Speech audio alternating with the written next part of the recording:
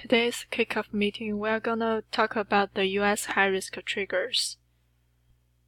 And we have attendance as a director from EDD desk, from compliance department, PEP escalation team, management transaction team, and the remediation team. So the background of this trigger is that it's our responsibility to monitor and apply any update issued by the Board of Governors of the Federal Reserve System. So per the most recent update, we will need to update the high-risk trigger accordingly in our system, the client management system. And this update will affect departments as a client identity department, client due diligence department, front desk, and any other departments that work close with client. And here is the schedule of this project. So the high-risk trigger will be implemented in our system on April the 1st. And the training regarding the trigger are scheduled a week before the update. So the first training is scheduled on March 26th Eastern Time, 8 o'clock in the morning, Pune 5:30 p.m., UK 1 p.m. And the following up training will be is scheduled on March 28th and at the same time.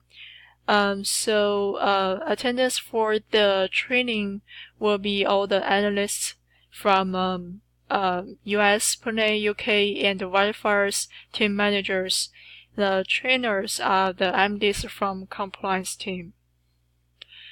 And here's the brief introduction of the changes. So there will be 8 US high-risk trigger updated in our system. The very first one is PEP, as a business relationship with political exposed persons. So the political exposed persons will be any natural person who holds or has held a prominent importance in your public function. And this definition also includes close family members and associates of such individuals, and applies to both domestic and foreign political figures. So for this statement, if we have like a client shareholder of the entity and he's also a senator, and any close member from his family, like his wife, his spouse, his son or daughter, will also be considered as a PEP, and the trigger will need to be raised. So we will have a separate team for this specific requirement, because we have different situation for each account, and so if you have any PEP popped up, you can send the detail or explanation to this team, and their email is attached here. With any question, you can reach out to them as well. And the second trigger will be the jurisdiction risk. So from anti-money laundering perspective, country risk is the final crime risk associated with the country territory linked to our client. AML country risk reflects the assessment of whether a particular country's attributes would result in a higher probability that a customer connected to that country presents a higher risk of money laundering. And an Excel spreadsheet of country risk will provide during the training. So, so for example, if we have an entity domiciled in China, and China is considered as country risk 1, and that will definitely be a high risk. Yeah, for the country risk, we'll have risk from 1 to 4. 1 will be the highest, 4 will be the lowest, and the detail will be explained during the training. So the third trigger will be the bearer share. A bearer share is a physical equity share certificate issued in the bearer form that grants the right of ownership to the holder of the said certificate. The shares are not registered and therefore can be transferred from one person to another. So counterexample of bear share will be any public listing company, like they have a public shares that can only be transferred in public with a certificate. So like a listing company in US cannot issue bear share. Actually, US country does not allow bear share at all. And the list of countries that allow bear share will be provided during the training as well. The fourth trigger will be FFIs. FFIs is short of Foreign Financial Institution. So any foreign financial institution located or regulated in country with category 1, 2, 3, unless regulated by our approved regulator, will be considered as high risk.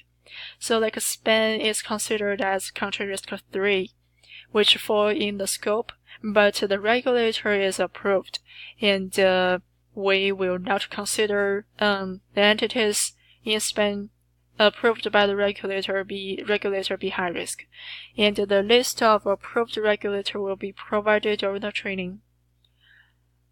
The fifth trigger will be offshore banking license.